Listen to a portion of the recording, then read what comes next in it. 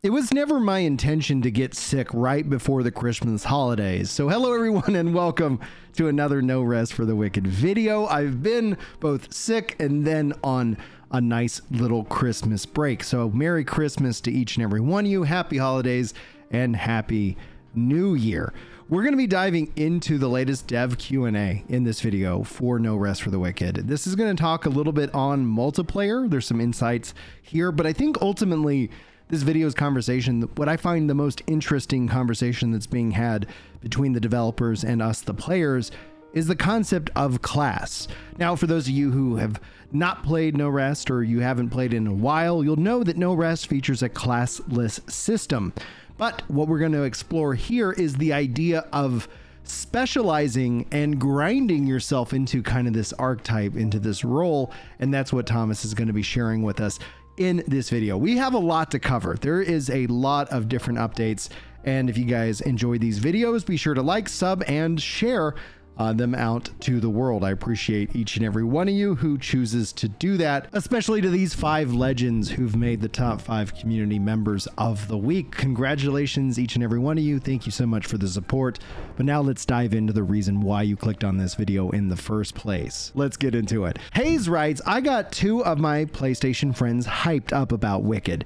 Any chance of an early access for console drops this year or next? Most PlayStation Plus users will 100% play the demo. And Thomas says, we'll see, with a winking smiley face. And I'm going to jump in on this because he also goes on to say, it's pretty insane already, the number of what this game is doing. Ultimately, I think that the level of depth that's actually going to put them in the stratosphere, but it sure isn't always fun to wrangle with all the different systems, but it's always good if it ends up with the player having tons of fun. So they get the theme, they get the real idea. Video games should be fun when we want to, that's what they want to make them as fun. But about the PlayStation thing and his tease with the wink, we'll see. We saw PoE 2 drop in early access across consoles. Now, Thomas had talked about the reason why they haven't done it yet is just the extra amount of work that is entailed. However, as 2025 is right on our doorstep, as we look forward to the future of this game, I think it is more likely that we're going to see this roll out on early access on the consoles. In fact, we've seen Palworld go on to PlayStation, where originally it wasn't on PlayStation, but PoE 2 is, and it's still part of early access.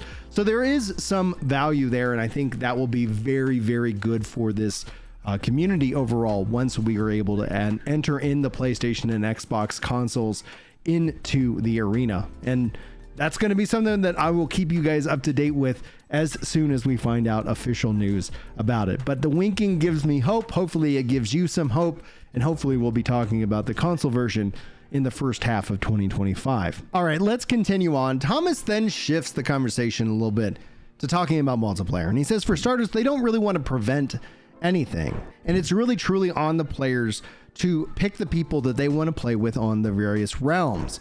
Now, right now, the way they have it set is that once you invite somebody to the realm, they are a citizen of that realm. There is no host anymore. And so if you want to kick somebody, it's going to be about majority rules. And this is the general idea. If you're kicked, you actually get a carbon copy of the realm that you played on, but you're not alone. And yes, other citizens can vote kick the OG host.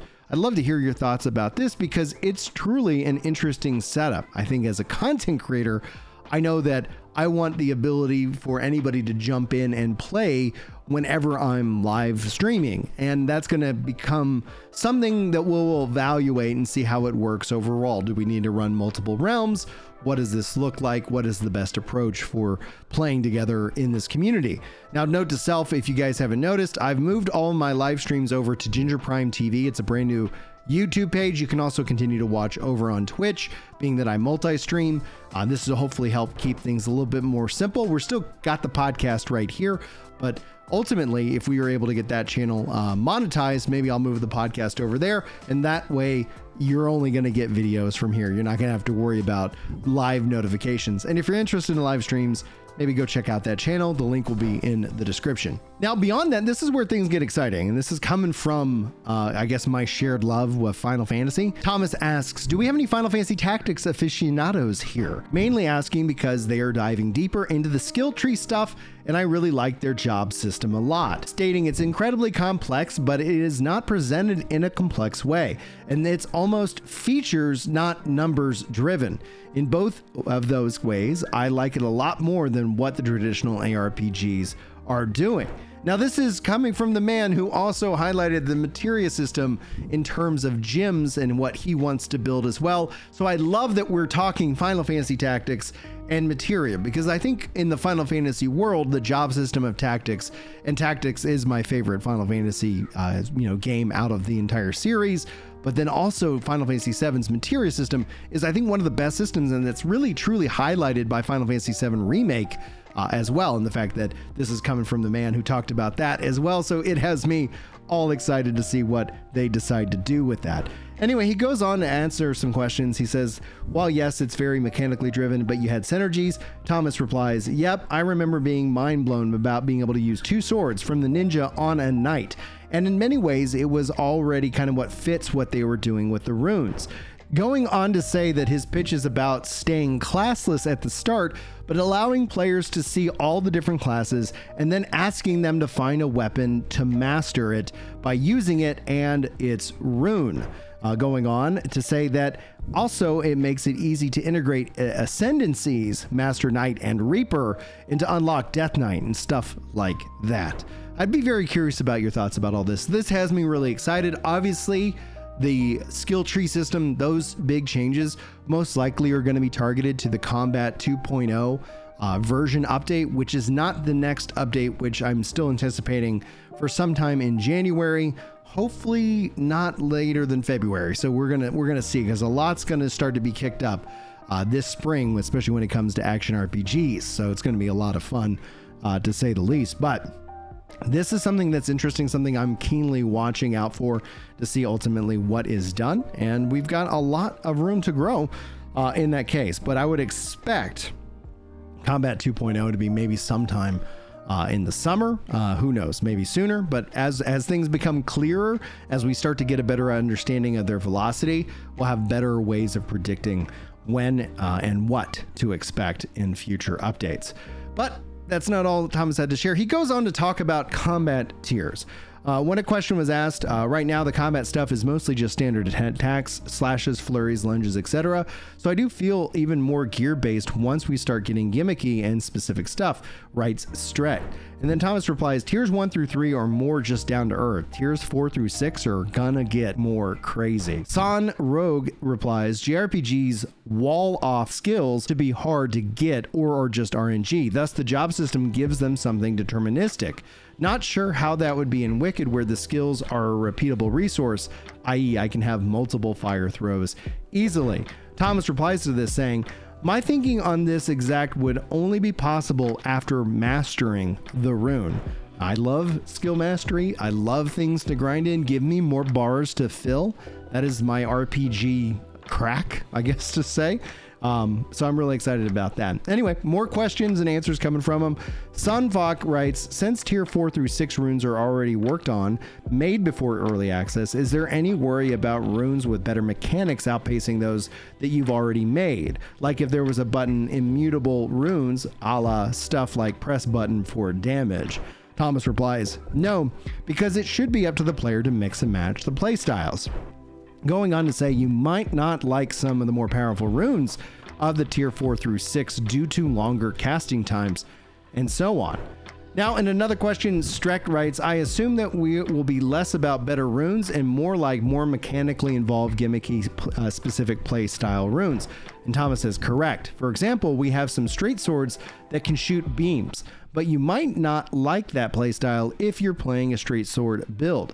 We just need to give the player options so that they can come up with their own unique thing. Very interesting. Kind of makes me think a little bit Zelda, and we know that Thomas likes to tweet out about Zelda, so that's just where I get with the straight sword shooting out those beams.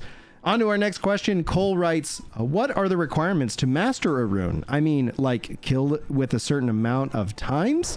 And Thomas says, that's where the job system comes in. We wouldn't ask you to master a rune that doesn't fit your class. And this makes me wonder if we're going to get another resource outside of XP, if they do go with that job system where we're getting, I guess for lack of a better term, AP, and you use those points to unlock various different skills at your own pace. That's what I get from all of this. I think it's going to be interesting to see how it plays out. Hayes writes, it might not be a problem for now, but the next bosses that we will have even more relentless. Like said, it's only a thing where you can parry chain attacks. Most players just spam roll out of it. Perfect parry shouldn't cost stamina. Missed parry, sure, why not? Thomas replies, that's what's missing on live. Correct. We only have the Echo Knight at the moment, and that presents an intense challenge. So what we've been working on, adding in more of that so people will have a huge need to progress. And that's what I think we're all waiting for, more and more content. Let's go. Sanfok writes, my other thing is mastering a rune is cool as if it means we can extract it, but the right to extract it might not be big enough reward for some players. Now you could buff the rune after mastery, but that's some kind of PETA with this game's current foundation. And Thomas says, extracting is enough of the synergies that they are worth it. And then Jungle writes, how much capacity does the game have for classes though? If it's only 5 or whatever, it doesn't make much sense. And Thomas says, right now they have 25, and they're basically basing these off of the class for each weapon's archetype. I think that's a real key critical component. And if you could end up having 25 different archetypes that you master into, that does present a lot of, I don't know, just general interest. I'm going to be very curious because I do like the free flow style that I can build whatever I want to build and see how that kind of plays out with what they're trying to go on with the class system, especially since they kind of teased in the idea of unlocking certain things by doing certain other archetypes as well. Time will tell, as with all things. This is going to be a fun year to say the least.